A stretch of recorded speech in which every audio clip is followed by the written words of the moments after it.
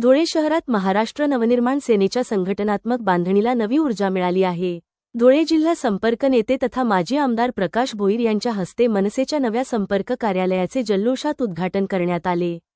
ढोल ताशांचा गजर, फटाक्यांची आतषबाजी आणि कार्यकर्त्यांच्या घोषणांनी परिसर दणाणून गेला। गेल्या महिनाभरापासून तयारी करण्यात आलेल्या या संपर्क कार्यालयाचे उद्घाटन प्रकाश भोईर यांच्या हस्ते करण्यात आले। यावेळी त्यांनी कार्यालयाची पाहणी करून पदाधिकाऱ्यांचे कौतुक केले। या कार्यालयाच्या माध्यमातून सर्वसामान्य जनतेचे प्रश्न सोडवण्यासाठी प्रभावीपणे काम केले जाईल, असा विश्वास त्यांनी व्यक्त केला।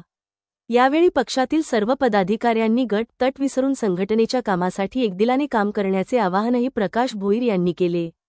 कार्यालयाच्या उद्घाटनामुळे मनसे कार्यकर्त्यांमध्ये नवचैतन्य निर्माण झाले असून आगामी काळात जनसेवा आणि पक्षविस्ताराला अधिक गती मिळणार असल्याचा विश्वास पदाधिकाऱ्यांनी व्यक्त केला।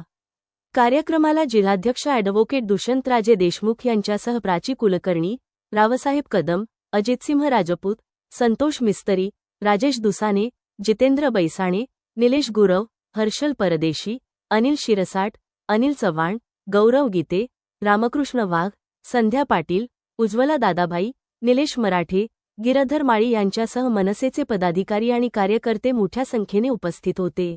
त्या संपर्क अध्यक्ष आता मला जे 2 महिन्यापूर्वी दिलं, त्यानंतर मागच्या वेळेस आढावा बैठक झाली, त्यानंतर आपले सर्व पत्रकार बंधू मला आपण आपली भेट झाली होती। त्यानंतर मी आपल्याला बोललो की लवकरच सगळे एकत्र येऊन चांगल्या प्रकारचं एक काम सुरू होईल धुळ्यामध्ये।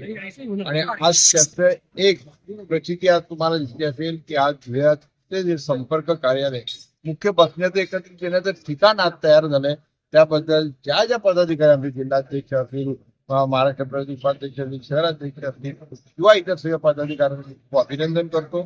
आणि या कार्यालयातून जनसेवेचं काम निश्चितपणे होईल आणि धुळा आता वेगळा महाराष्ट्र नवनिर्माणचा वेगळ्या प्रकारे धुळ्यामध्ये काम करताना आपल्याला निश्चितपणे दिसेल।